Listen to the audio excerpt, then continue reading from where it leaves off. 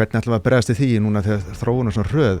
þegar störf kannski breytast eða jafnvel bara hverfa á miðri lífstíð á fólki. Við þurfum að,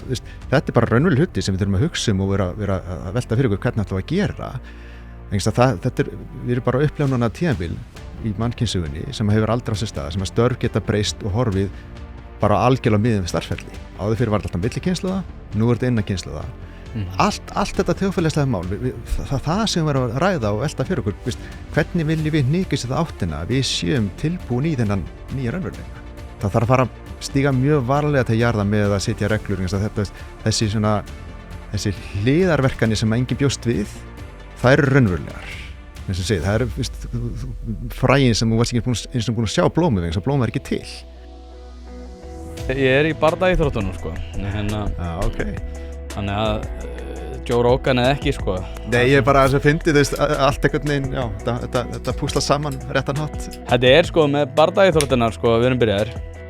Með bardaíþróttunar, þá er þetta frekar að fyndið sko að að svona podcast er líka ákveðin svona átaka vettvangur. Já. Og það er alveg fólk sem að sækist í þetta sem að kemur úr bardaíþróttum með líka sækjast svona í svona dæmi sko. Þannig að þú talar með þetta hangi vel saman. Það er að segja svona, hvað sem er, persónuleikinn og attitútið. Ég veit ekki hvort kemur undan samt. Nei, nákvæmlega það sem ég er alltaf að pæla í sko, það veist hvort það sem er fyrst og... Já, en Guðmi Hafsteins, þú kærlega velkomin aftur. Takk fyrir að hafa mig. Bara, hvernig ertu? Byrjum á því. Ég er bara nokkuð góður. Það ekki? Jú. Eins og nýr. Eins og nýr. Senast þegar við ræddum saman, þá vorum við að ræða þessa bók. Já. Sem að ég mæli eindriði með, sem er Gummi. Og saga Guðmunds Hafsteinssonar frumkvöðuls. Snorri Másson skrifaði þessa. Snorri Másson er búinn að gera gott síðan, þetta var ekki svona eiginlega síðasta sem hann gerði áður en hann fór í stjórnmál. Jú, hann tilkynnti að hann væri að bjóða sig fram sama dag og bókin fór í prentun. Já, hvernig líst þér á hann svona í stjórnmálunum? Bara flottur ungur strákur, bara gera góð hluti. Já, hann er klár. En við erum fara að tala aftur gervigreind. Já. Og það er heilmikið, sko, við vorum að ræða áður en við byrjum að tala saman, að þér fannst vera mjög langt síðan við tölum saman, mér fannst vera svo rosalega stutt síðan við tölum saman, það er komið 1,5 ár. Það er eins og þú segir, sko, það er rosalega mikið búið að gerast. Já, mjög mikið. Byrjum bara á því. Hvað eru svona stærstu breytingarnar sem eru búin að verða síðan að við tölum saman síðast? Vá, hvernig var að ná að taka 1,5 ár og ræða allt sem við gerum, sko. Ég held að maður reyna að taka saman hvað er búið að gerast og þetta er ennþá að gerast. Þetta er bara rosalega hreyfing í þessu. En það sem hefur gerst í rauninni, ég myndi segja allavega mínu upplifun af þessu, að þegar við tölum síðan saman þá var gervigreindin komin af stað. Þessi nýju GPT-módel og allt þetta og menn voru að leika með þetta og ég var mikið að leika með þetta. Að það sem eiginlega gerst síðan þá var þetta svona meira leikfang eða eitthvað til að fikta með og þetta gæti kannski sami tölvupósta fyrir mann eða tekið einhver texta og geta gagnlegt sko, en það sem eiginlega gerst og ég myndi segja að verið ákveðin bylting í síðasta haust er að þetta er raunverulega gagnlegt og maður getur farið að nota þetta í, ég minna eins og bara sem ég er að nota mjög mikið er að þróa hugbúnað og aldrei bjóst ég við því að gervigreindin geti farið að þróa hugbúnað fyrir mann eða á þennan hátt sem maður er að gera í dag,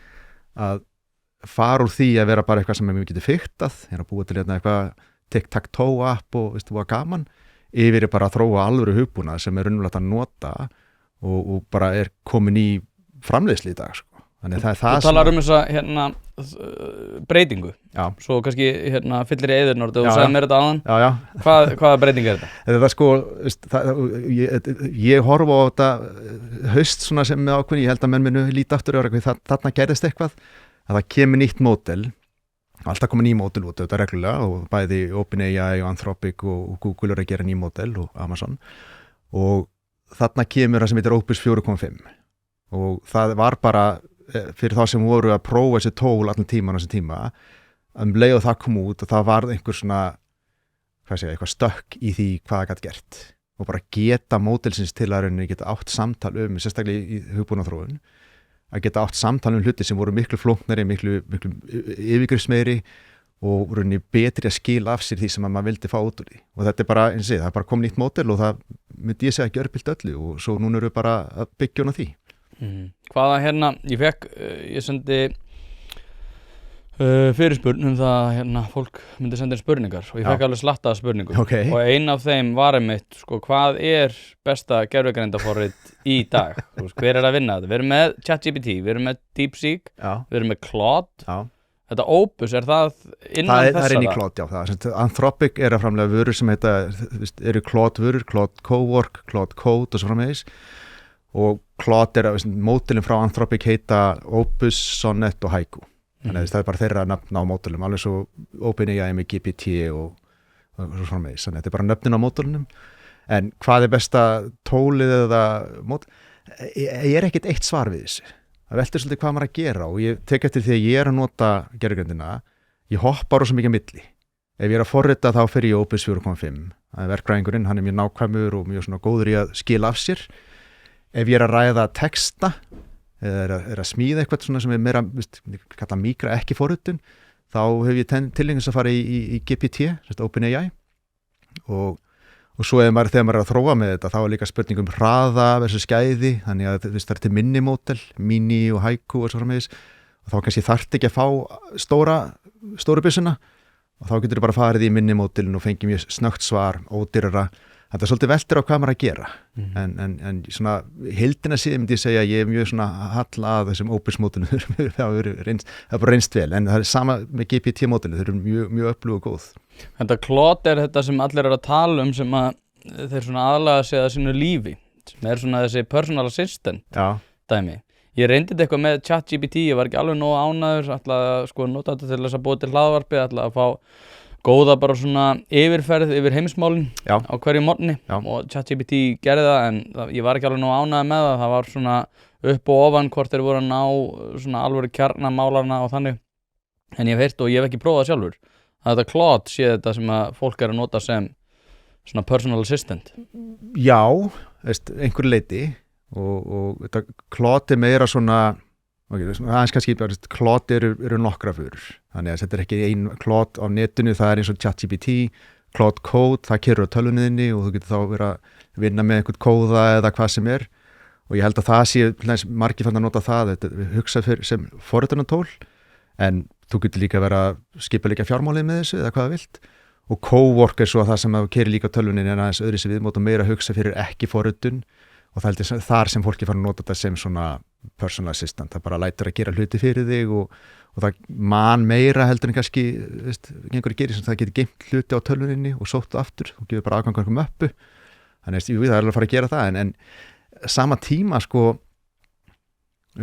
við erum svo spenntir öll þessum tólum sér dag og mennum fannar að gera þess alls konar skemmtilega hluti og svona en það sem ég velt alltaf fyrir mér við getum rætt stöðun í dag og svo einhver sem hlustar á þetta samtala eftir mánuð og það allt búið að breytast Er þetta það hratt? Það er alltaf mín upplifinu svo að þetta við séum bara í ótrúlega hraðri þróun í þessu og okkur líður núna ég gapandi hvert einast dag hvert komin og ég hef aldrei jafn spennt fyrir tækni þessu í dag en svo veltum maður fyrir sér hvar verður þetta 12 mánuði? Ég veit það ekki og þannig ég held þessi tól séu líka það er alltaf komið öfluri tól og þetta er að vera betra og þessi fyrirtæki er að henda út nýju hlutum bara í hverju viku og það er alltaf eitthvað nýtt spennandi og misstórt þetta en ég held að við erum ekkert hætt þetta er ekki einhver endapunktur núna því að hvar við erum stödd í dag Hlaðvarpið í samstarfi við fiskhúsið.is Fiskhúsið.is heildverslun fyrir veitingamenn sem vilja það ferskasta og það besta fyrir sína kúnna. Hvort sem það er fyrir veitingareksturinn, hótelreksturinn, mötuneytið eða hvað annað, þá ferðu inn á fiskhúsið.is til að sjá það gríðarlega úrval sem að strákarnir hafa upp á að bjóða.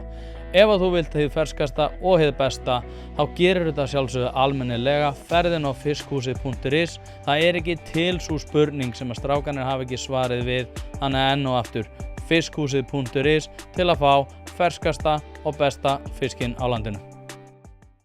Nei, mér langaði einmitt og þetta leiðir okkur ágætlega inn á svona þessar heimspekilegu hugmyndir sem að við erum að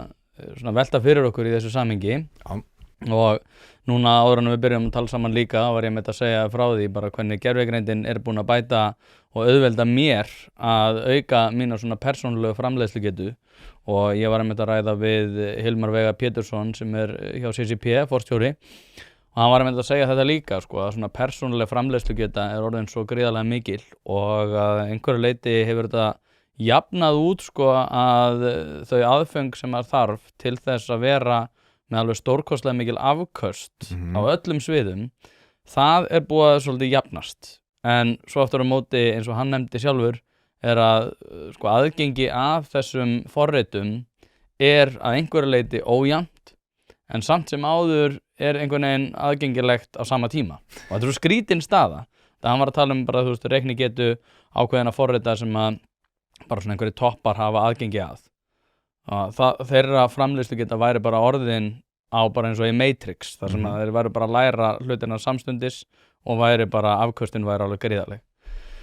Hvernig þetta sko? Og svona hvernig horfir þetta við þér? Þú hefur náttúrulega verið í þessum geira, þú varst hjá Google, þú varst hjá Apple og þú hefur verið bara eiginlega í öllum hjá þessum toppum og fundað með öllum þessum toppum.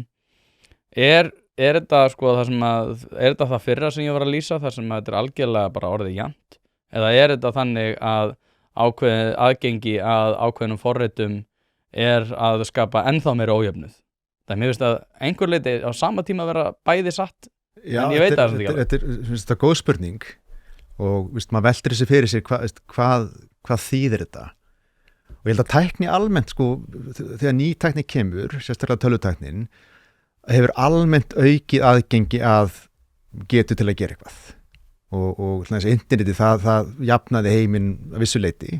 Þannig að mér finnst gott dæmi, ég þekki eitt sem að stofnaði fyrirtæki og hann býr núna í Amsterdam og hann sérst ólst upp í Úralfjöllunum í Rússlandi, í einhverju námuþorpi og eina ástæðan fyrir því að hann gat komist þaðan var að hann hafði aðgengi internetinu og gat fara að kanna hluti og búa eitthvað til og fundi sér einhvern farveg sem að án internetsins hefði ekki verið mögulegt. Þannig að ég held að svona almennt tækni sem kemur, hún dreifist, aðgengi dreifist frekar jafnt og ég held að það sé bara gott. Það bara gefur fleira fólki meiri tækifæri til að koma sér áfram og gera hluti. Svo hitt sko, hvernig notaru tæknina? Og hver geta þín til að geta nýtt tæknina rauninni almennilega til hins ítrasta? Og það sem ég upplegað allans núna í minni vinnu sem mjög áhugavert, mín vinna síðustu áratugi hefur verið þessi vörustjórnun, þar sem ég að pæla ekki hvað ætlum að gera og við ætlum að þróa þennan hlut og hann að fara svona og þetta og svona og það einhver svona partur af minni vinnu, en svo var heilmikið líka bara að vinna með forritunarteymum með einhverju teymi sem að búa eitthvað til og það var alltaf sko tímafríki parturinn, þar sem að maður hugsaði um eitthvað og svo tók kannski vikur eða mánuð að búa til. Hugmyndin var frekar, hvað segir maður, fljótlegt svona hlutaslega að búa til en að koma inn í framkvæmd var alltaf það sem var erfitt og þetta svolítið snúast við. Þannig að sko núna fæ ég hugmynd og hugmyndin erfið að vinnan en að koma inn í framkvæmd, það bara eitthvað korter sko, þetta ígæði hérna en þannig að maður hugsa ekki, þegar þetta orðið þannig að sko álagi ekki endilega, ég að tala sko hugbúnaþróun sérstaklega, þannig kannski mesta þróunin þar verið upp á síðkastið. Álagi ekki á hversu lengi erum við að búa þetta til, heldur sko gæðin á því sem þínum hugsunum og þannig að ég myndi ekki kalla það ójöfnuð en svoleiðis, en það þýðir það að sko geta einstaklings þess að koma ykkur framkvæmd veltur á það sem ég kalla executive function, þess að bara hversu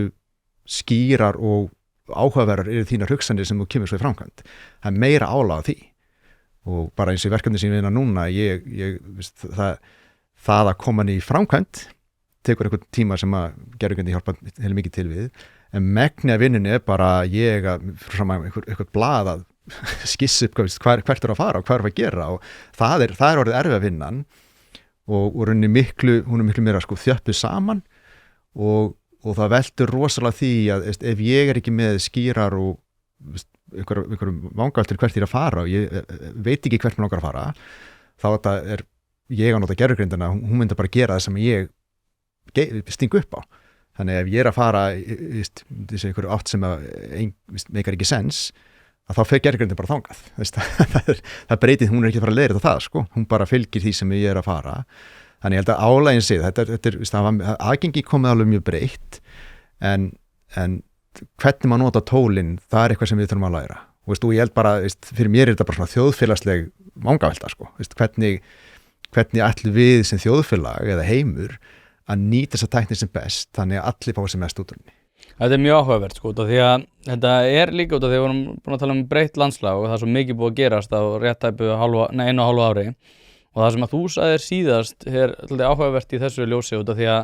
þú sagðir að þegar maður að þróa hugbúnað að þá byrjar maður með einhverjar hugmyndir og þú vorum sérstaklega að byrja þetta saman við svona hvaða reglugerðir, hvaða áhrif þær hefðu á nýsköpun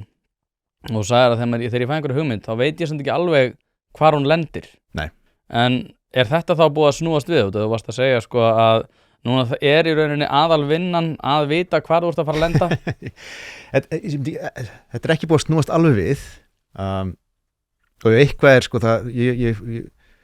mín upplifun að þessu ég veit fyrr hvar hún lendir. Áður var að maður fekk hugmynd, vildi prófa eitthvað og maður vinnur með einhverjum hópa fólki sem að fara að framkvæma það og saman einhver teimi og það sem maður var sko óþægilt þá var maður með hugmynd, veit ekki hvar hún lendir og ég kannski þarf að bíða í 2-4 vikur til að sjá raunverulega og þetta leiðilegt að hafa einhverjum vikum í að gera eitthvað og vera svo bara nei, þetta hendum þessu þetta sóð vinna sko, við mókum í skurðunum við þessum stað, við erum að fara hinum í húsi sko, það frekar leiðilegt í dag þá áttum móti og ég nota þetta hugtakenda sko, þróunin var sko maður var alltaf að bæta við á sín tíma, nú þróunin orðin meira að taka í burtu, þannig að ég get búið til fullt af hlutum og svo það virkar ekki, þá tek ég bara burtu og reyna aftur, þannig ég get vera alltaf að henda inn nýjum hugmyndum og prófa það, en aftur dómgreindin upp á það hverju ég bæta við og hvað ég taka í burtu, hún hverfur aldrei. Það þessi dómgreind á sko, hvað þetta gagnlegt, þetta að gera réttan hlutina, það að gera það á réttan hátt, svo dómgreind verður alltaf verið staðar og hún verður að vera hún er sko, það meira álag á hana, þannig að sko, í staði fyrir það í mínu ferli hérna sem að maður að alltaf velta hlutin fyrir sér og svona, en það kannski það dreifist til lengri tíma. Í dag ég kannski á bara með helgina, bara á laugardaginn, ég held ég að smíða einhverja sko 15-20 nýja hluti inn í vörun sem að gera, sem áður hefði tekið kannski 3 mánuði. Og ég ekki sem búin að ná utan með þetta, ég veit ekki alveg hvað þetta þýðir eða hvert að fara með þetta, þetta bara nýr heimur og ég svolítið svona, ég verð að viðurkenna það, ég hissa hvern einsta dag sem ég að interakta við þetta og það bara, við þurfum að vinna okkur í gegnum þetta. Já, ég það líka sko, ég mikill incrementalisti sko og því ég búin að náttúrulega við rætt það hvernig ég nota gervigreindina, ég alltaf að hugsa sko hvernig bæti ég afköstunum bara 5%. Já. Og þá ég bara að tala bara 5% á hverja klukkustund. Já. Og það sem búið að vera sérstakt sko að ég alltaf að hugsa að taka til skrefum, bara við með 5% yfir í svona hverju mánuði til 2 mánuða, þá ég bara ánæður, bara fæ 5% meiri tíma til þess að vinna með það efni sem ég að skapa, þá ég bara sáttur. En sá hraði eiginlega aukast, það að segja að þessi 5% eiginlega orðin 10% í hverju mánuði sem ég þarf að eyða, bæði náttúrulega maður honum betri í því, en svo verður þetta bara sko betra á máta líka sem að mér er svo sérstakt í þessu og ég getur að gera ráð fyrir að sama gildur hugbúnaðargeran, að sko þetta að batna á vegum sem að mér hefði ekki eins og dottið í hug að bæta. Já. Það að segja að það eru afköst á svona svæðum sem að ég hefði ekki eins og verið að hnika til sjálfur án þess að pæli og það það sem að mér veist rosalega áhugavert að þegar ég að tala við gervigreindina og reyna að bæta mín afköst að þá það að bæta sko hluti sem ég var ekki eins og biðan að bæta. Já. Það fáránlegt að pæli því sko. Nei, ég er algjörlega sammála. Og það sem bara svona sambærilegt dæmi sem að hefur komið mér óvart aftur í hugbúnaðargerinni, ég tala mikið um það eins og ég að vinna þar mjög mikið, að það ekki bara það að ég sem er hugmynd og gervigreindi geti útfært það, sem að bara það bara eitt og sér þetta algjör bylting, en líka sko samtali sem ég á við gervigreindina það sem að var að gera. Að ég stundum bara í klukkutíma samtala sem við erum bara að ræða bara vangavelti hvert erum fara með þetta og hvað er mega sens og hún getur beðið, sérstaklega maður ítir á hann svolítið, vertu kritisk, kottum við gagnrýni allt þetta og ég er með fræðið að samtalinu en eftir það samtal, ég er alveg bara þetta var eins og tala við bara mjög kláran einstakling það sem við erum að gera og veit hvað við erum að gera og þetta, ég bjóst ekki við þessu þetta bara, þetta komið einhver partner sem getur átt samtal við sem er raunverulega bara gaglegt og uppbyggilegt og þetta ég sá ekki neitt að þessu fyrir en ég sá ekki neitt að þessu bara í höfuð fyrir ekki svona rosalega Hlaðvarpið er í samstarfi við heitirpottar.is hvort sem þið vantar saltvatnspott, hitaveitupott, kaldan pott, sánuklefa eða hvað eina í heita pottinn þá ferð þú inn á heitirpottar.is og lætur græja þig. Þjónusta og uppsetningum all land og nú er jafnvel hægt að fá sér smíðaðan sánuklefa þar sem að þú færð sánuna nákvæmlega eins og þú vilt hafa hana. Það er ekki hægt að setja verðmið á heilsuna eða samverustund með fjölskyldunni og því er mikilvægt að huga að báðu og það er nákvæmlega það sem að heitirpottar.is auðvelda þér að gera. Hvort sem þú ert að endurnýja gamla pottinn eða gera þetta frá grunni þá getur þú sendt skilaboð á netinu eða bara einfaldlega kíkt í verslunina að Fosshálsi 13 en þar er opið alla virka daga milli 10 og 17 og á laugardögum milli 10 og 14. Ekki drolla við þetta, þú veist að þið langar í heitan pott og sánu heimtíðin, heitirpottar.is græja þetta fyrir þig. Hérna þá langar mig aðeins að kannski bara tökum, ég nefnilega baði spurningar eins og ég var að segja þig, ég kalla það bara pælingar og þær eru hérna, Þorgrímsson sem að býður ykkur þessar pælingar, það er nýr samstarfsaðili og hérna það var einn sem að spurði, ég fekk mjög margar spurningar með ESB og eins og þegar við ræddum saman síðast að þá hafðir þú áhyggjur af því hvernig þróun í Evrópu var í sambandi við gervigreind og að þú talar einmitt þessi fræ sem aldrei verða blómum og við einhvern veginn svona pælum ekki í því. Við byrjum bara svolítið vítt út af því að það var ein spurning sem að snerið að þessu sem var bara að núna síðast þá rættum það að þú hefur áhyggjur af því hvernig Evrópa var í rauninni í hvaða átt þeir var að fara og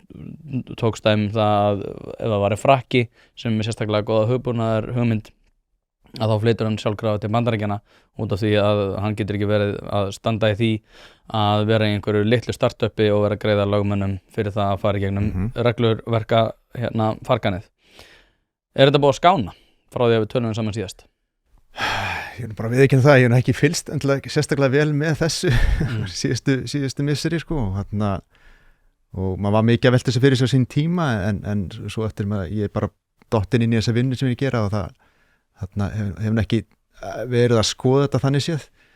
en svona óháð Evrópu bara almennt þegar þú hugsar nýsköpun eða þú ert að gera eitthvað nýtt og með nýja tækni líka þannig við erum bæðið það er einhver hópur af fólki eða einhver aðalega sem vilja gera eitthvað nýtt og þau eru að vinna með nýja tækni að það er erfitt að ætla einhvern veginn að setja ykkur að skýra reglu fyrirfram þegar óvissan er svona mikil og leið búin að setja ykkur eftir sem að regluna vera meiri, þyngri, hamlandi og það er ekki það með að regluna sé endilega góðra slæmar við oft vitum við ekki hvort það er heldur vandamál einfallega það að regluna sé til staðar þannig að áður hún getur farið að gera eitthvað þá þarf það að kynna reglunar og það er þetta sem ég var að tala með hamlandi að þegar út með eitthvað lítið tæknifyrirtæki sem eru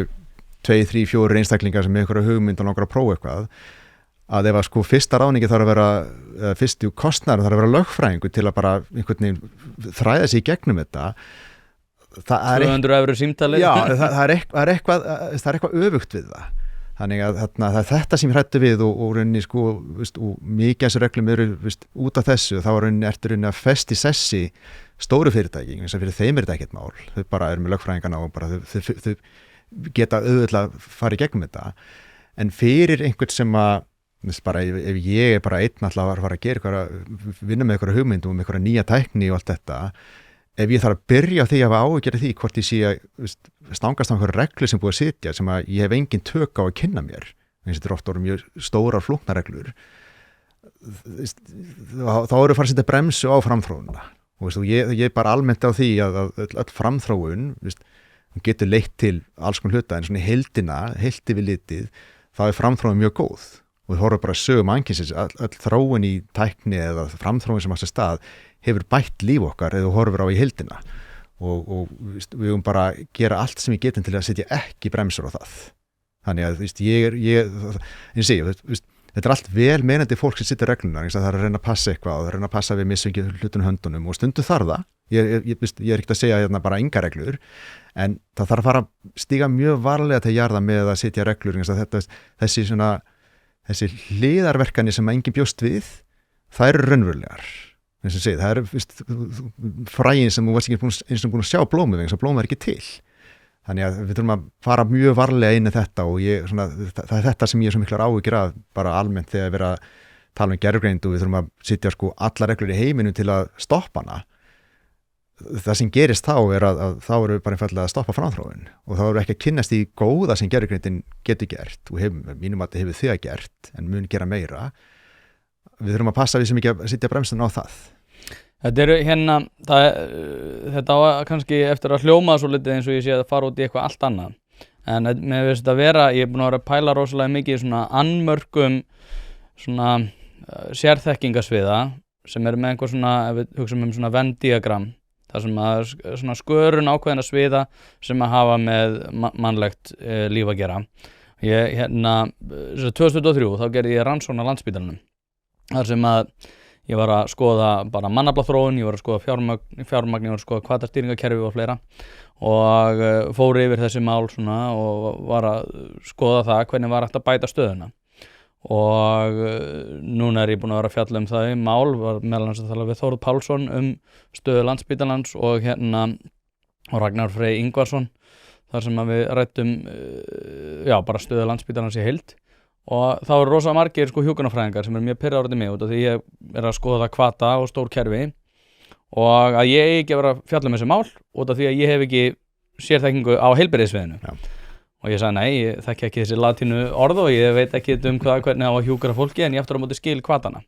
Og þá kemur nei, þú átt ekki að vera að fjalla um þetta út af því að þú hefur ekki sérþekkingu á þessu sviði. Og þetta er svolítið að sama eins og að gerast með tæknimál og stjórnmálin.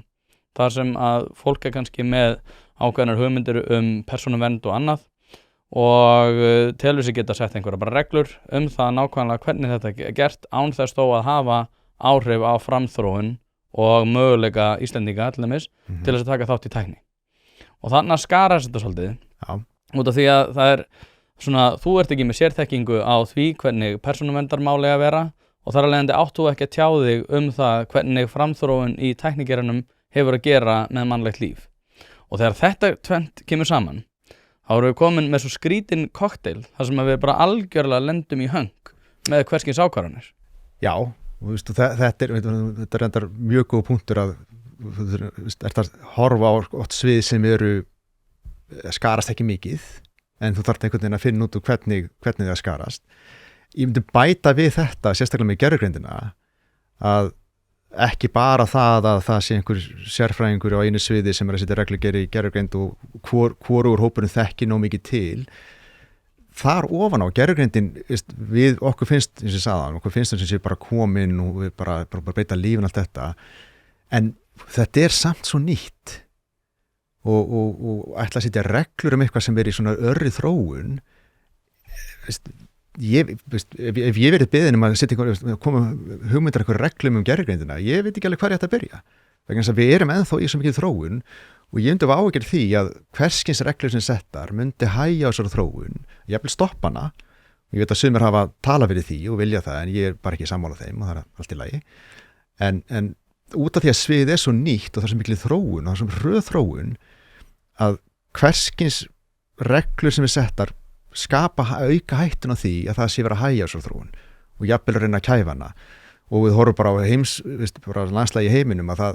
þýðir ekki að minni stoppa, það þýðir bara að færist eitthvað annað. Þannig að ef eitt svæði í heiminum situr stranga reglum með þetta, þá fer all þróun á því sviði eitthvað annað. Það er bara vel þekkt bara í söguna að fólk leitar þangað sem það hefur tækifæri til að gera hlutina og frelsi til þess og það er ekki ómiklar skorður fyrir því. Þannig að það er líka þetta það er ekki bara það að sérfræðingarnir, hvað sérfræðingur ræður eða veit, vissuleiti bara ekkert endilega til sá sérfræðingur í heiminni sem getur sagt til hvað á að gera með gervigreindina varðandi reglur og allt þetta. Allt að hafa einhverja grunnreglur, það má alveg sitja eitthvað sem kannski eru svona frekar mildar allt þetta og verja okkur hluti, en aftur bara að fara á langt með þetta, það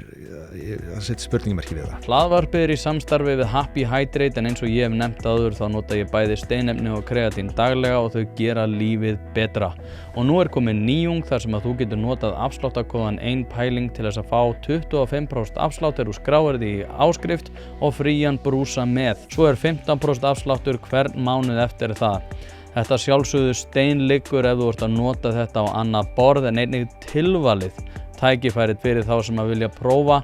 og ég lofa ykkur að þið munið ekki sjá eftir því. Steinefni gera daginn einfaldlega betri, og með því að nýta þennan afsláttarkóða ertu að sjálfsögðu að styðja við það að ég búi til þetta efni. happyhydrate.is, skráið ykkur í áskrift. Já, og líka bara þegar að fólk einmitt að segja að við þurfum einhvern veginn að stoppa þetta eða einhvern veginn að bíða það, sko. Það bara ekkert á borðinu, sko. Því að það enginn að fara að stoppa þetta, og þar af leiðandi finnst mér, sko, því að fórnarkostnaður ákvarðana alltaf sá að bara allar aðrar ákvarðanir sem hefur ellegar getað tekið. Og þegar við erum með svona þetta viðhorf það einmitt, og þetta svolítið að sama eins og með heilbrigðisgeirann, að auðvitað eðli, og það bara íhaldssemi í öllum svona stórum kerfum þar sem að þú bara hverskins ákvörðun það að telja að það sé fýsilegt að taka einhver ákvörðun af eða á, að þá alltaf viðbragð þeirra sem eru inn í þeim geira bara að segja nei, það má ekki hnika við þessu, út af því að þá setur allt í bál og brand. En með tæknigeirann bara að þetta kemur óháð því hvort að við viljum það eða ekki. Það svolítið þetta sem að mér finnst að við þurfum bara að gera okkur grein fyrir, og það að bregðast við einhverjum breytingum með því að beita stýringu í staðinn fyrir stjórnun, að vera svona að hnika til þegar að hlutinni koma, en það einhvern veginn alltaf að segja við okkur bara nei, bara við þurfum einhvern veginn að stoppa þetta. Það eins og að vera að segjast ætla að stöðva tsunamið með hendinni. Já, þetta þetta mjög góða punktur, og ég búin að velta þessu mikið fyrir mér, það sem nákvæmlega, allar að stoppa þetta sem að ég sammála, þetta að gerast, og hvort sem okkur líkar að betur að vera allt þetta, og þetta mun fara þá leið sem það fer. Það sem skiptir mjög miklu mér á máli, þá ekki hvernig mun þetta breyta þjóðfélaginu og hvernig ætlum við að bregðast við, þannig að þjóðfélagi geti nýtt þetta sem mest, menntakerfið eða hvað sem þarf að hugsa og hvernig ætlum við að passa það að aðri partar af þjóðfélaginu verði ekki fyrir einhverju neikvæðum áhrifum. Þar eitthvað sem við getum raunverulega verið að velta fyrir okkur. Þetta að koma inn, þessi tækni komin, við erum að nota gervigreind núna á mismunandi hátt allt þetta og víða í þjóðfélaginu, og þetta mun breyta ákveðnum hlutum, og ég trúi að mun breyta allir betra, en þetta mun breyta ákveðnum hlutum. Ef við neitum að horfast augu við það og hugsa bara restina af þjóðfélaginu, hvernig þjóðfélagi uppbyggt í dag þarf engan veginn að breytast, þá held ég svolítið að loka augunum fyrir hvað raunverulega gangi. Og þetta til dæmis bara sem dæmi, þetta að hafa þegar áhrif á aftur í forðunigeiranum, vegna þess að það svo hröðþróun þar, og hún orðin þannig að einhver sem hugbúnar verkfræðingur eða að vinna í hugbúnar þróun getur bara sest niður og byrja bara að tala við gervigreindina, og hún byrja að búa til kóða allt þetta. Og nú erum við að sjá að fólk sem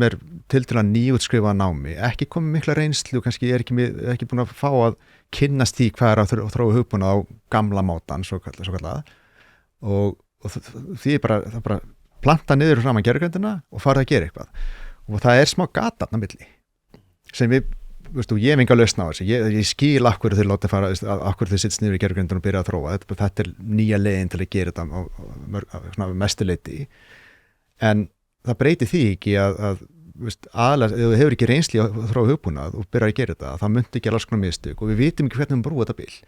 Þetta svona dæmum, þetta miklu meira, þetta ekki gervigreindin, þetta meira bara hvernig ætlum við að mennta fólk, hvernig ætlum við að þjálfa fólk, hvernig starfsferillin, hvernig ætlum við að bregðast við því núna þegar þróun er svona hröð, þegar störf kannski breytast eða jafnvel bara hverfa á miðri lífstíð á fólki. Þetta bara raunveruleg hluti sem við þurfum að hugsa og vera að velta fyrir okkur hvernig ætlum við að gera. Við erum bara að upplefa núna tímabil í mannkynssögunni sem hefur aldrei á sér stað, sem að störf geta breyst og horfið bara algjörlega miðum við starfsferli. Áður fyrir var alltaf millikynslaða, nú er þetta innan kynsluða. Allt þetta þjóðfélagslega mál, það sem við erum að ræða og velta fyrir okkur, hvernig viljum við hnikast þetta áttina, við séum tilbúin í þennan nýja raunveruleika. Já, það er sko hérna, og nú fell ég ekki inn í þann hóp sem að skilur gervigreindina að neinu leyti eða mér finnst gaman að lesa það og pæla í þessu, en svona með forritununa þá var ég bara alveg blank. En með stjórnmálamennina og þá sem að þekki gervigreind, ég var með Bill Barney hérna fjallaði með þessi mál, þar sem að við vorum að tala bara svona hvernig hægt að hvað var að segja, koma skilaboðunum áleiðis. Því að það sko, þú varst að tala þetta gap sem þannig á milli gervigreindar og fólks, en það líka svona gap á milli skilning stjórnmálamanna og annað. Við ræddum þetta meðal hann síðast þar sem við vorum með Zuckerberg, svona We Sell Ads, senator og allt það. En með Ísland, breytingarnar, og við erum með fullt af fólki sem innan þessar geira sem bara þið skiljið ekki hvað að fara að koma. Og maður fær svona stundum til einhvern veginn, en skilur þú það? Nei, ég skil það ekki heldur. Þannig að ég er að velta fyrir mér sko, hvernig, út af því þú ert að tala að það þurfi einhvern veginn að vera svona samtal sem rosalega vinsælt orð innan stjórnmálana, eitthvað samtal þetta. En hvernig sér þið fyrir að það sé eiga það þegar einmitt þú kemur og segir þetta að breyta öllu og svo spyrum við hvernig, ég veit það ekki. Nei, en þarna, ok, ég var nú ég ætlaði að segja, þetta bara samtal. Nei, það jú, þetta samtal. Það bara eðli málsins samkvæmt, ef ræði eitthvað í þjóðfélaginu og ert að hugsa eitthvað sem að það að bregast við eitthvað að breytast, að þá engin einn með lausnina. Og einhvern veginn halda að einhver einn aðili eða einhvern lítill hópur hafi heildar lausnina, þetta bara sjálfsblekking. Og ég myndi segja svona ákveðin hroki í því að einhvern veginn alltaf stíga fram að svið og vera bara, ég er búin að spæði sjá vandamálið og ég er með lausnina og ég er með allt á hreinu. Það galið, það sem segi ég svona sé ákveðin að vísa að einhver sem áhyggjuefni, mögulega, ég veit það ekki ennþá, við erum ennþá sjá bara litlar vísbendingar og sama tíma líka, ég segi, ég er ekki með svarið, ég skil þetta ekki nógu vel, ég veit ekki hvað er réttar leiðin þarna, en það sem ég er að tala að sko, við þurfum að opna augum fyrir, staðinn fyrir að horfa á gervigreindina sem annarkvort eitthvað bara frábært og þetta verður bara æðislegt, sem ákveðin svona, draumsýn einhver, eða segja hún hræðileg og hún fara að skemma allt saman. Hvoru leiðin Bólström dæmið? Já, nákvæmlega, superintelligence. En hvoru leiðin góð? Það eru báðar mjög dogmatic. Annarkvæmt hafði engar áhyggjur æðislegt eða hafði allar áhyggjur, þetta er umhverfilegt. Ég kaupi hvoru leiðina. Þannig að staðinn fyrir að horfa þetta svona, þá er að segja ekki, þetta er að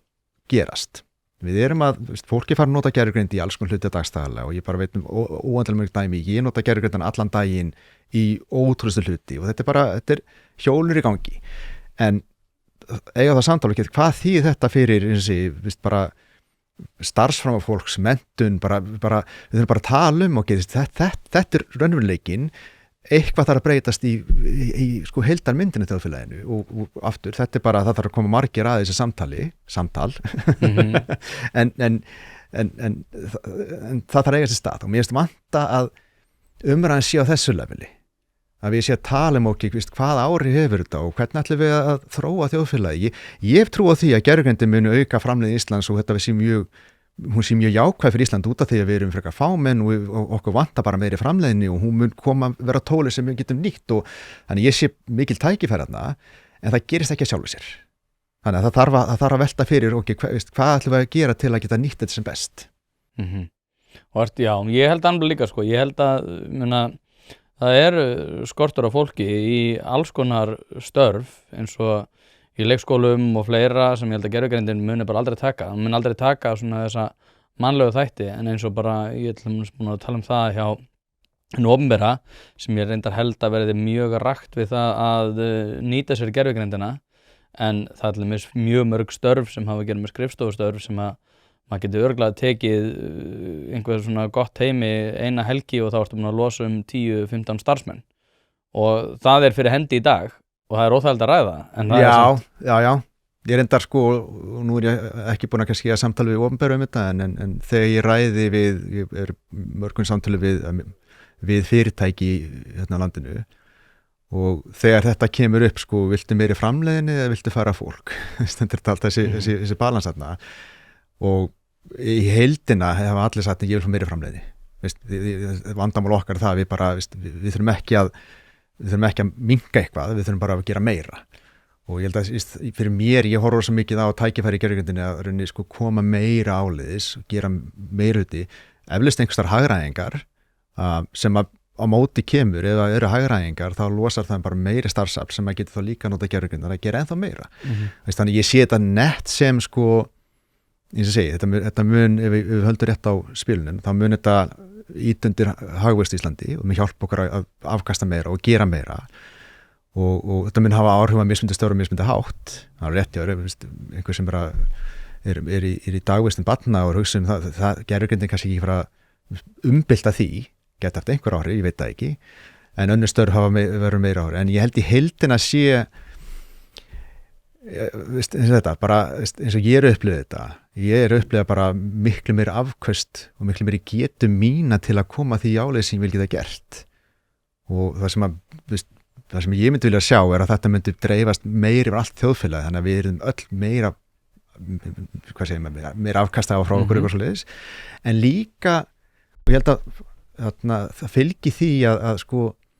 ef þú ert í starfi sem að þú nærð að afkasta meira og nærður að gera það sem að starfi snýst að þá eru líka hamingjusamir starfinu ég finn það bara núna í mínu ég bæði að afkasta meira en minnst líka skemmtlegri vegna þess að ég er að gera nákvæmlega það sem að skipti máli en ég þarf ekki að miklu minni vinna sér fyrir svona hvað kallar maður mundane, svona hverstast þegar vinnu endurtekningar nákvæmlega sem að þú ert að gera eitthvað, þú ert alltaf að færa eitthvað milli frá A til B eða eitthvað svoleiðis og ég þarf ekki að gera neitt af því en ég fæ að gera það sem starfið mitt snýst eiginlega allan tíman þannig að líka bara hamingja mín í starfinu bara aukist þannig að þetta sem að tala þjóðfélagsumræðina ég vil sjá þetta svolítið dreifast yfir allt þjóðfélagið það krefst samtals hvað áhrif hefur þetta og eins og rétt hjá þér sumt að hefur óþægilegt en ég vekki áhyggjur því að það mun leysast á jákvæðan hátt samt. Já, við verum að vona það. Ég ætla að halda ára með Þór Grímsson pælingarnar. Það var einn sem að vildi vita að núna er ESB að bregðast við sinni stöðu með því að fara í AI Investment Fund sem einbyttir sér að styrktargjöfum og halda samt í reglugerðir og nýta það sem afsökun. Telur að slíkt fyrirkomulega getur verið farsælt? Ég þekki ekki þetta en ég seti einhverjum smá atriðinu sko, þannig ég get kannski ekki sagt nákvæmlega það. Nei. En ég svona almennt séð þegar yfirvöld fara í svona, hvað segir maður, svona mjög fókuseraðar fjárfestingar eða styrki það getur verið sko það er erfitt að framkvæma út frá sjónarmiði yfirvaldana hvernig velur hvaða verkefni fá styrki hver er að fara yfir umsóknir hvernig skrifur umsóknir þannig að ég held svona í heildina hefur þetta ekki kannski skilað eins miklu sem enn voni eftir þetta var alltaf jákvætt fyrir einhver sem er að þróa okkar ég hugsa ég get fengið pening og gert eitthvað en ég er almennt sér miklu hrifnari að bara þessu hefðbundna fjárfestingamódeli eins og það eru hvatanir réttir sá sem er að taka ákvörðum að fjárfesta peningum hann hefur eitthvað hvatan eins að hann vil fá eitthvað út úr því þannig að hann þarf að vanda sig í ákvörðunni og hann þarf líka að pæla er þetta raunverulega að skila einhverju og svo er það líka vegferða sem að fjárfestir og þeir sem er að vinna vinnuna fara saman í sama bátinn og sigla þess leið áleiðis og er að hjálpa stað þannig að svona almennt séð þá finnst mér svona ríkið eða eitthvað svona ríkis fyrirtæki eða stofnun eitthvað sé að meta hvort að eitthvað eigi að fá pening eða ekki það getur mjög erfitt stigið sem ég held að meira heima er sko framar í þróunarferlinu þannig að þetta horfa einhver rannsóknarstyrki eða sem hefur verið raunverulega að fara í bara hrein vísindi og svo framvegis það er engin fjárfestir kannski að setja pening alltaf þar þetta á meira heima þar og þannig að ég veit ekki mun þetta virka þetta er óendalega mörg styrkikerfi í Evrópu og þau virka bara mjög misvel og það takið hérna vægt til orða sko og hafa tilhengu til að bjaga markaðinn svolítið líka sem er ekki gott og þannig að ég veit ekki hvort að þetta mun eitthvað hreyfa nálinn í Evrópu ég sé ekki þetta sem, ég myndi frekar vel að sjá bara eins og segjum, Evrópurinn bara hvar sem þannig að ef þú ætlar að leyfa einhverju nýsköpun eiga sér stað bara í gervigreind eða hverju sem að þá gerir fyrstulega bara þá ítir undir að hvetja einkafjárfestingar í því og þú reynir að fjarlægja allar hömlur þannig að það sé eftir raunverulega að fara í nýsköpun. Það að setja einhvern pening í gegnum einhvern sjóð sem að fara að gefa peningin, það ennþá fullt af grindverkum og hraðendurinnum og allt þetta breytir engu. Hlaðvarpið eins og þið vitið í samstarfi við harðfisksverslun Hrafnadals. Nú ég búinn að selja töluvert af þessum gæða harðfisk og hafa viðtökunar verið hreint út sagt ótrúlegar. Þetta valsað upp á gamla mátan, sjósaltað og kemur til þín ferskt. Nú býð ég bæði upp á ísu og steinbít sem kemur á roðinu, alveg eins og þú vilt hafa hann, þurrkaðan að sjálfsögðu í vestfirsku fjallalofti og eins og ég segi, viðbrögðin hafa verið vonum framar þannig að ég þarf ekki einu sinni að vera í neinni væntingastjórnun. Sendu e-mail á hrafnadalur@proton.me en hlekkin og verðupplýsingar má einnig finna í lýsingu á þessum þætti. Nei, og þetta líka svo ég tala nú frá því sem ég þekki, að þetta þekkist mjög vel í skipulagsfræðum að þegar þú ert með óvissu að þá mjög auðvelt að skapa öfugsnúna hvata með fjármagni. Já. Það að segja að þú ert að setja hvata inn í eitthvað þar sem mikil óvissa og þú veist ekki alveg hvað að fara að virka og hvað ekki að fara að virka, að þá fyrir fólk rosalega mikið að einbeita sér að ákveðnum hlutum sem að kannski ekki að fara að virka út af því að mikil óvissa. Já. Og þá spíralast það upp. Já. Og það eitthvað sem að einmitt á sér stað með mörg af svona styrktarkerfum.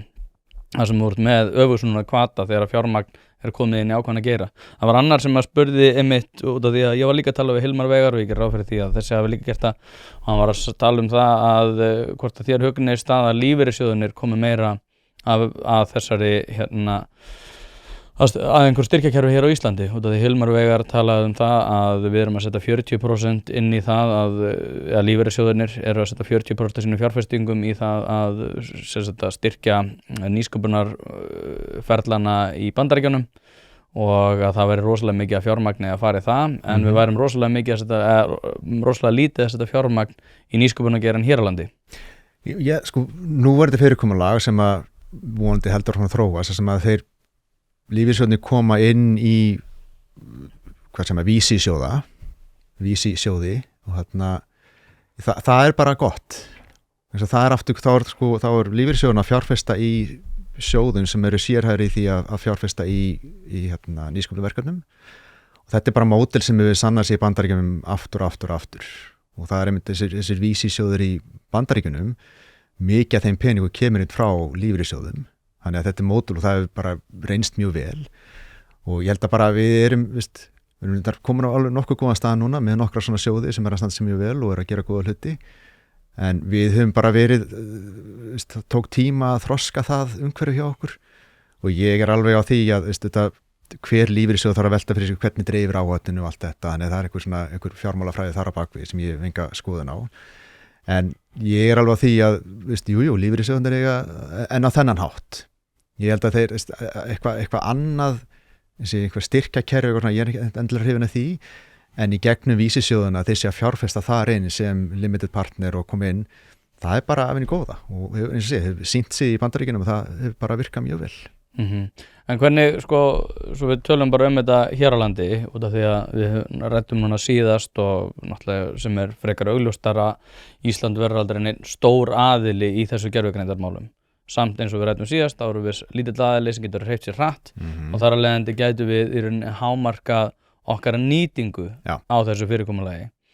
Hvernig horfir þetta við svona landslægi út af því að við vorum að tala að þetta búið að breyta svo ótrúlega hratt og núna undanfarnum árum. Það talað gervigreindarkapphlaup í sambandi við gagnaver og fleira. Hvernig horfir þetta við hvernig finnst þér staða Íslands vera í þessum málum í dag? Ertu að meina þá bara að nýta gervigreindina? Já, ekki nýta gervigreindina, heldur bara svona að taka þátt í þessari miklu þróun. Við erum að tala gagnaverin, Jóhann Páll einhvern veginn spenntur fyrir því, en samt einhvern veginn eru margir sem að vilja einhvern veginn draga úr. Hvernig horfir þetta við þér? Ég frekar hlindur því að ég sem byggja gagnaverina, þannig að ég held að það bara góð þróun og við höfum ákveðna kosti við það að byggja gagnaverina, ákveðni galla líka en margir kostir, þannig að þetta gengir bara nokkuð vel Þannig ég held að það sé bara, en það að taka þátt í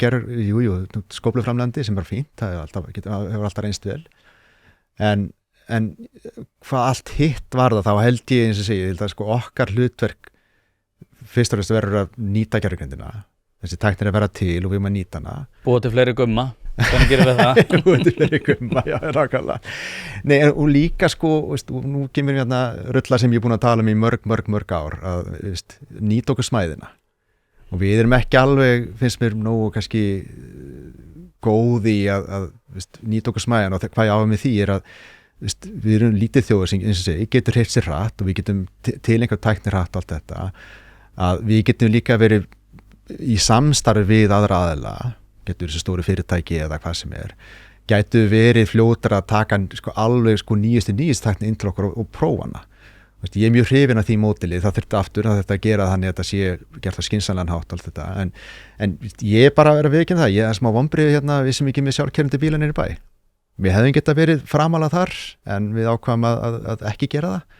Þessi við þjóðin, við erum ekki í það stakk búin að taka nýja tækni mjög hratt inn, en ég held að við gætum þróað okkur í þáttina, við varum mjög fljóta til líka nýja tækni og fengjum að lifa á brúninu og lifa svolítið í framtíðinni sem mjög spennandi og þetta spila alltaf saman, að við sem að nýta tæknina og við sem fljóta að gera það og svo að lokum ef þetta, ef þetta væri eitthvað sem myndi fara að ganga vel frá okkur, að þá getum við líka hjálpa öðrum, við getum upplýst fólk hvað hlutur virka, hvað ekki og erum leiðandi þar, ekki kannski þróa grunntæknina, heldur hvernig notar tæknina, hvernig lítur þjóðfélagur út, hvernig virkar allar saman. Ég held að við sem alveg stöðu til að geta verið þar og aftur ekki að við erum ekki að vinna einhverju grunntækni, en við erum að sýna hvernig þetta nýta þetta sem bestan átt. Ef þú ert með stjörnu í rúðinni eða þarft að fara í gegnum einhvers konar bílrúðu athugun, þá ferðu að sjálfsögðu á polsen.is. Ég prófaði þetta sjálfur, var með stjörnu í rúðinni og fekk bílinn eftir örskamma stund og málið dautt. Ofan á það að veita úrvalsþjónustu í þeim efnum getur þú einnig fundið hið ýmsa á vefverslun þar sem bæði eru seldir varahlutir, ljósabúnaður, ferðavörur fyrir bílinn, reiðhjólavörur, smurefni og margt fleira. Þannig að ef þú ert að drolla við viðhaldið eða bílrúðuskiptin, þá mæli ég bara með því að þú hættir því, farir á polsen.is og letir klára málið í dag. Og ertu að tala líka svona með, náttúrulega eitthvað sem mikið búið að tala með svona róbótatækni, hjálp heima og fleira þar fram til. Já, ég held að sé bara á mjög víðu sviði, þetta ekki bara gervigreind, það getur líka verið eitthvað annað, ég held að við séum, við erum frekar fljóta til einhverjum tækni sem þjóð, við erum stutta boðleiðir og við höfum margt þarna sem eru jákvæða merki það að geta þjóðfélag sem geti verið svolítið framal og verið með þetta og væri gaman að, ég myndi vilja sjá við okkur vera meira, hvað segir maður, próaktív í því að sækja þessi svona tækifæri. Ég veit að mörg fyrirtækina vilja vinna með aðalinn sem að þessi aðalum þjóðu eða eitthvað skonar, það getur bæjarfélagi eða eitthvað svoleiðis, eða eitthvað landsvæði sem tilbúið svolítið að búa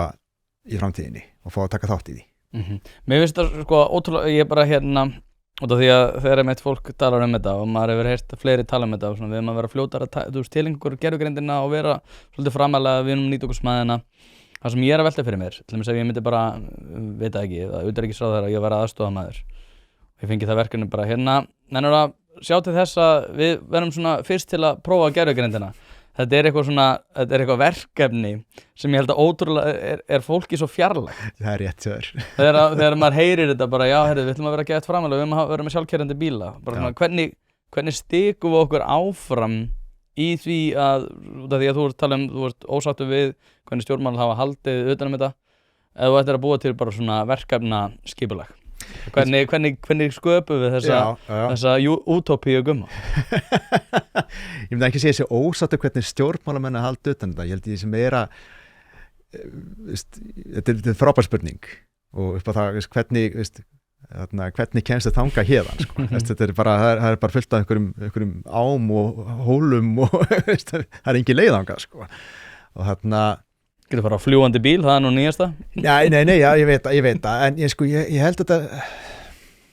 hvernig komist það þangað, ég hef nú, fyrir mér er þetta fyrsta lagi, ég er að tala í mjög svona óljósum hugtökum, ég áttum að því, en Ég held að sko, fyrsta lagi þá er þetta spurning sko, erum við til í þetta eða ekki? Langar okkur að búið framtíðinni og það er ekkert endilega allir sammála það að það sé málið og þú mútt aldrei fá alveg heilda samstöðu en þetta var byrja þar, segja ok, er við hérna og það, þessi ráðamenn eða forsvarsmenn fyrirtæki eða eitthvað og velta fyrir sig ok, bara getum alltaf að tala það sko og hvað þýðir það þannig ég held að þessi meira, sko, byrja þar ok, langar okkur að vera svolítið hérna undan öllum og leiða heiminn einhvern veginn en svo er þetta bara að fara að stað með velja eitthvað síðan, bara tökum átti sjálfkeyrandi bíla sem bara fínt dæmi að ef við hefðum viljað fyrir einhverjum árum síðan vera svolítið svona testbed í sjálfkeyrandi bílum og ég átti samtöl við einhverja ráðamenn þetta og aðra aðeila í þjóðfélaginu og ég var komið með samtal inn í Waymo eða hétt Google X að þenn tíma að þetta getur eitthvað sem myndi verið að ræða allt þetta og þar fann ég nákvæmlega þetta að það var raunin ekki viljið til að vera í framtíðinni þetta að setja alls konar með einhvern skilurðum og svona þannig að það er ekkert mál ef við erum tilbúin í þetta og það þarf að vera með opið hug og vera tilbúin að vera ok, við stillum að fara og taka eitthvað nýtt inn hérna og svona en ef við erum ekki með þetta opna hugafar svona aftur ég held að við höfum einhver leiti við erum mistut á bóðalegi, við erum með margt sem að mjög jákvætt að þá er ekkert mál að fara og láta það gerast en það gerist ekki ef að það farið inn með einhvern svona röngum forsendum þannig fyrir mér er það miklu meira bara með gagnaverin eða hvað er að gera þetta er bara, ef við viljum gera það ef við viljum vera framalega í því að byggja upp gagnaverin við viljum framalega í því að vera með nýjastu tækni eða við viljum framalega ekkert mál að það gerast það er bara, það er orðið miklu einfaldar ef við erum tilbúin að fara þangað þannig ég held að sé það er skrifið sem er erfitt það er svolítið svona en erum við raunverulega tilbúin? Ég veit það ekki Það sem að mér sko finnst ótrúlega áhugavert og núna þegar maður ferðast til þessum Evrópu þá tekur maður eftir því að það eru rosalega mörg svæði ég var núna í Portúgal helgina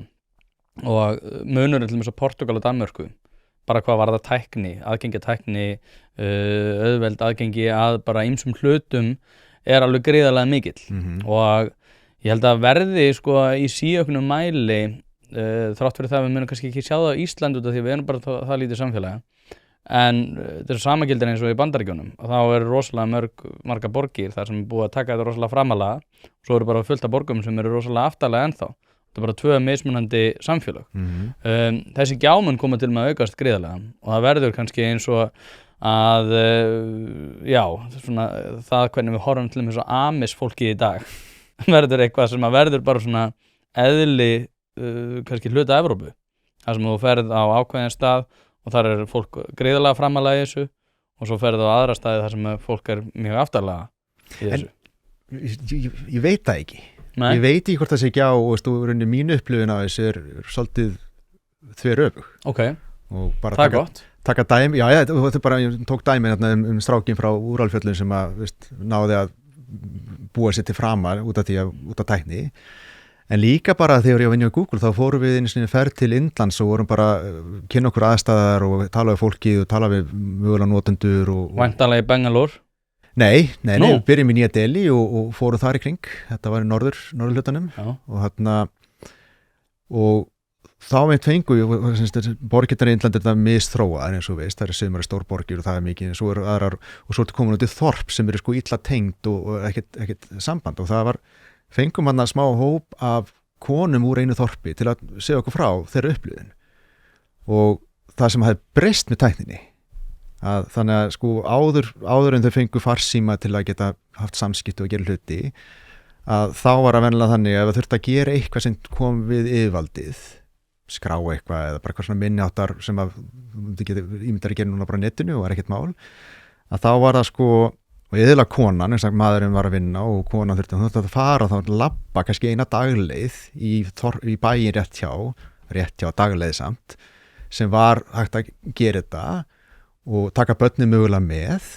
og finna svo gistingu þar hjá einhverju vinafólki eða ættingum og svo labba tilbaka daginn eftir 2 dagar bara farnir í það að fara eitthvert bara til að mögulega fylla út eitthvað lítið form sem þurfti að skilja inn og svo tilbaka aftur og svo var þetta að segja sögurnar í því og svo þegar komið farsímana að þá var þetta bara afgreitt fyrir 9 bara eftir morgunmatinn áður en krakkarnir fyrir skólan þá var þetta bara afgreitt inn í farsíman þannig mín upplifun miklu frekar að tæknin hefur sko það er komin í það sem kallast tier 3 borgi eða þorpi í Indlandi sem mjög afskekt eða ekki benga sér tengt inn í allt saman. Allt búið að tengja inn og allt bara gátu við gert hluti og það var svo áhugavert að heyra að tala hvernig þetta hefur breytt lífinu til þess betra. Þannig að ég eitthvað þá var þetta að draga fyrst með fleiri hópa inn í að eiga tækifæri til að gera hvað sem vilja út af tækninni. Það mín upplifun af þessu trendi. En svo, kannski það sem þú ert að tala með að það veri til einhverju svona supercenters, það er svona concentration af einhverju, samþjöppun á einhverju það sem er rosa tæknilegt og svo einhvers annar staðar sem svona, þetta sé einhvers konar sé eitthvað gjáðan á milli, ég veit það ekki. Nei, ég ætla að láta að reyna þess á þetta sko. Já. Jú, kæru hlustendur, hlaðvarpið í samstarfi við fyrirtæki sem vilja gera hlutina almennilega og eitt af þeim að sjálfsögðu alvöru bón. Alveg eins og þetta hlaðvarp leitast við að auka viðnámsþrótt samfélagsins, eykur alvöru bón endingartíma bílsins með því að halda honum hreinum og fínum. Hringið í síma 5880705 eða sendið á alvörubón@alvörubón.is. Nú ef þú vilt einfalda þetta fyrir þér enn frekar þá kíkirðu bara á staðinn að Viðarhöfða 2A og lætur fagmenn sjá að bíllinn þinn sé hæfur til þess að vera séður á götunum. Þegar ég hef eitt rétt tæpu árið af mínu lífi einmitt á Indlandi og verið einmitt í New Delhi og Bangalore sem er einmitt svona þessi staður sem er svona Silicon Valley Indlands. Og ég alveg sammálaður sko að þetta búið að gerast mjög hratt og ég enda búin að fjalla með þessum þætti bæði út frá hernaðarinnviðum og öðru að ég held að Indland verði stærsta svona heimsveldi eftir ekki svo langan tíma. Einfaldlega út að ég fór hana fyrst 2012 og þá sá ég hvernig hlutinu voru, svo sá ég framþróuna 2015 og það var bara gríðarlegar framfarir, svo aftur 2018 ég þarf vel að fara að drífa mig aftur, bara ætlaði að fara hann í COVID ef ekki dröllaði mér eftir það. Ég aftur á móti búin að sjá alveg gríðarlega framþróun og öllu sem við kemur á Indlandi og einmitt eins og þú segir að þetta bara núna á 10 ára skeiði bara búin að vera gríðarlegar framfarir, sérstaklega varðað tækni. Hins vegar myndi ég segja að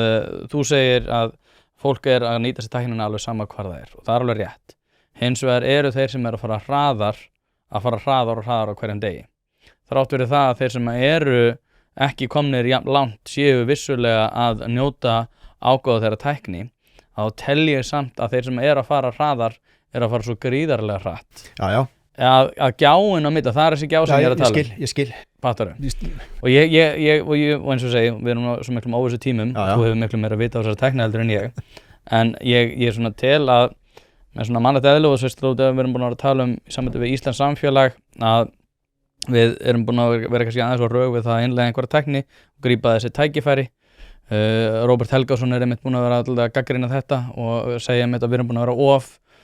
íhaldssöm í því að reyna að grípa tækifærin þegar þau koma. Þegar við rönnum þetta algrými yfir á 1000 mismunandi svæði, segjum 1400 manna samfélög, ef við keyrum þetta algrými allstaðar, þar sem við erum með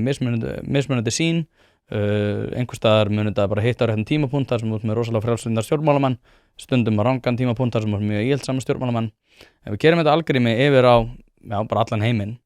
að þá tel ég að svona einhvern veginn óumflýjanlegt að sjálfsögðu muni einhverjir sitja eftir út af glötuðum tækifærum, ekki út af að það var ekki aðgengi, heldur miklu meira bara út af því að það þessi íhaldssemi og það þessi óþægindi, sérstaklega þegar fólk sem rosalega spennt fyrir tækninni segist ekki einu svona vita hvert við erum að fara. Nei, sko, ok, það er eitt sem að ég myndi pota smá gati í þessa þeoríu, sko, að það er þetta að gera ráð fyrir að þeir sem eru að nota tæknina sé að fyrst og fremst að nýta hana sjálfum sér til góðs, sem held ég svona almennt okkurlega rétt að mörg leyti, en þú horfum bara þróun tækni í gegnum söguna, það var einhvers konar concentration, eins og sagði þarna, á einhverju þekkingu í AT&T og Research Parkin og allt þetta, og hvað kemur út af því? Það kemur transtorin, það kemur farsíminn, það kemur þetta, og þannig að það kemur þessi sem þróun eitthvað hröðust, þau skapa svo mikið sem að hjálpar hinum, og það má ekki, það afurðin sem kemur út úr, það að ég sé að fara svo hratt núna, vonandi, að fara að skapa eitthvað sem gagnast með mörgum, þannig það að ég sé að fara miklu hraðar, það mun nýtast rosalega mörgum öðrum til að líka kippa þeim áfram. Þú voru að tala aðgengismálin bara með sjónvarpið, fyrst áttu mjög fáerða, svo allt í henni allir sjónvarp og einhvern tíma átti einn iPhone og svo allt í henni mjög bara fljótlega allir. Og það eru þeir sem að voru aðgengið iPhone, gott dæmi að það er eitthvað rosa concentration inn í einhver einu fyrirtæki af mjög kláru fólki sem er að hlaupa mjög hratt og að gera mjög flotta hluti sem að treyði það að það getur framleitt svona marga síma, hann myndi lækki verði, hann er betri og allt þetta, þannig concentration á þekking og getu er gífurlega þarna, en benefiti er rosalega breytt og það sem við þegar þjótt með eitthvað svona concentration, það er alltaf spillover. Það er alltaf það sem kemur út úr þessu þróing, það er enginn að fara að framlega besta farsími heimin og nota svo bara sjálfur og bara ég er miklu betri farsími allir hinnir og ég kom fram úr þér það dettur það engum í hug. Það fara allir að segja, ég vil allir heiminu fá að nota hennar farsíma, en þannig geggjaður. Það er það sem liftir þessu öllum bátunni saman, vatn er að hækka og bátunni liftast allir með. Þannig sé ég þetta og ég veit ekki hvor okkur er rétt, ég veit ekki hvort er rétt eða hvort þetta sé mögulega bæði einhver leyti, en ég sé alltaf þessu auknu hraði í þróun er aftur því að all tækniþróun hefur gagnast mannkynni heilsinni heilt yfir mjög vel og þetta hefur bætt svo marga þætti í lífinu út af því að það er aldrei allir sem er að gera allt á sama tíma. Það er alltaf einhverju hópar af fólki einhver staðar sem er að teka sér saman og það kemst kannski aðeins lengra með tæknina, en það er í eðli okkar annarkvæmt að búa til business úr því eða bara að gefa frá okkur eða hvað sem við viljum alltaf aðri njóti góðs sem við að gera, þannig að þeir sem eru að fara undan, þeir draga hina með sér. Því frumkvölin er alltaf svo miklir grjónapoka hippar því alltaf allir vilja gera allt fyrir alla. Nei, ég er að djóka, en ég er líka pínu smitaður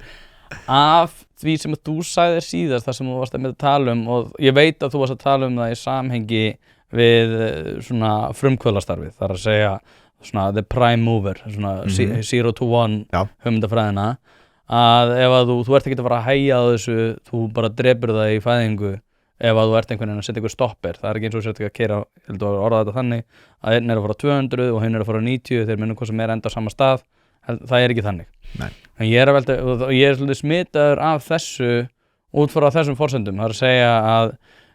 ég tel að og kannski er ég að tala tímabundið ástand, þar sem að ákveðin svæði verða með miklu meiri gervigreind og miklu betri innviði, en svo það er líka að setja svolítið í samhengi við Kína, margir sem að tala að þegar þú ferð til Kína að þá er þetta að koma alveg gríðarlega langt. Já. Hefur þú eitthvað verið í Kína nýlega? Ekki nýlega, nei. Svolítið annars sem ég fór. Já, en það er einmitt fólk að tala það, bara það eru konir rosalega framarlega í öllum þessum tæknimálum. Og við erum líka með í ofanalag að eins og við erum tala að framleiðslu afkasta geta ákveðin aðalega verður gríðarlega mikil, vonandi allara, en samt sem áður þá verður einhver svona núningur þannig, líklega inn á milli, þegar ég er að hugsa hvert við erum að stefna sem heimur og þjóðfélag og hvað með hvað, að það er alveg rétt á leiðinni, alltaf leiðinni, það er alltaf einhver hnökrar og bylgjur, það er bara eðlilegt, það hreyfist ekkert allt jafn hratt á öllum stöðum, en ég er meira að hugsa þú tekur bara almenna þróun, ég held að trendi sé að þetta mun allt lyftast saman upp. Jú, það getur verið ekki nákvæmlega sama hraða öllum stöðum og það getur verið einhvers konar misskiptingur, tímabundið eða eitthvað og einn staði fyrir miklu hraðar og svo tekur hinn við og tekur fram úr eða eitthvað. Það er eðlilegt. En ég er hugsa trendið aftur, er að myndast gjá eða ekki? Eru að fara í það áttina að það verður það er rosalega mikil uppbygging einhvers staðar og annað koðnar. Ég trúi því ekki. Ég held að það sé ekki, þú tekur almenna trendið. Ég held að það, en á leiðinni með að verum að fara yfir það er aldrei neitt nákvæmlega beint. Nei, það er ekki alveg línulegt. Aldrei línulegt, Þannig að við horfum á þetta, tekur eitthvað svona punkt í tímanu, þá getur þið fundið alls konar vandamál, eða eitthvað misskipting eða hvað það er. En ég er að menna í heildina séð bara öll þessi tækni sem hefur komið og nú erum bara að koma hraðar og örar og hún er verið öflugur og allt þetta, að það mun gagnast öllum yfir horfur yfir tíman sko. Það, ég sé ekki einhver tækni eins og gervigreindin hún sé fara að sko íta einhverjum hópi niður eða valda því að það verður eitthvað svona misskipting þannig að sko það einhver elita sem er hérna og svo eitthvað sko ekki elita hérna, ég bara kannski ég bara naív, ég veit það ekki en ég bara hef ekki, ég sé mig ekki alveg alla leiðin gegn þangað sko. Pilsa er ekki eins þegar hún er ekki frá bæjarins bestu pilsum. Það vita það allir sem að hlusta á þetta hlaðvarp að þegar þú ert að fá þér pilsu þá ertu í grunninn að horfa á tvenns konar upplifanir. Það er annarkvort svo ánægja sem fylgir því að vera að borða bæjarins bestu pilsu eða svo vonsvikni sem að fylgir því að vera að borða pilsu sem er ekki frá bæjarins bestu pilsum. Og það vita það í rauninni allir að það eru þessar tvær upplifanir sem við erum að horfa upp á þegar við erum að fá okkur pilsu. Því mæli ég með því að þú skellir þessu hlaðvarp í eyrun, farir á næsta sölustað og fá þér tvíhlaupu ásamt einhverju góðu að drekka. Nei, ég held að reyndar sko, allavega svona flesta sem ég tala við sem eru á einhverju frumkvöðlega starfi en þeir eru alltaf bjartsýnir sko. Maður álíka að vera bjartsýn, þá nær maður árangri. Ég held að ef að þú myndir vakna á morgnana og vera sjá fyrir þér einhverja svona 1984 fyrirmynd af samfélagi að þá myndir þú örugglega ekki nenna að gera það svo myndir nenna að gera það dag. En kannski bara lokaspurning svo við kjörnum aðeins það sem við vorum að tala áðan með stjórnvöldin og að vera framalega í því að nýta okkur tæknina og kemur bara með svona kjarnirt skilaboð til stjórnvalda það hvernig það væri hægt að haga því að við værum með svona frekar framalega myndum mynda betri tengingar við það að vera þetta svona þessi prototýpa í því að nýta tæknina. Hvað myndir þú segja við stjórnmálamannin? Ég myndir byrja aftur þarna sem tölum líka með bara, þessi tækni er komin til að vera. Hún er hérna og við erum að nota hana að ég myndi byrja því að tala um bara hvernig samfélagi viljum við hafa og hvernig alltaf samfélagi að vaksa og þróast með þessar tækni og ég held að það sé svona byrjunarpunkturinn að